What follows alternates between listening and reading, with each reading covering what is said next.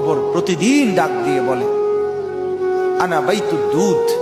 প্রত্যেকের কবর প্রত্যেককে ডেকে বলে, ও আল্লাহর বান্দা, জানো আমি পোকামাকড়ের ঘর, পোকামাকড়ের ঘর।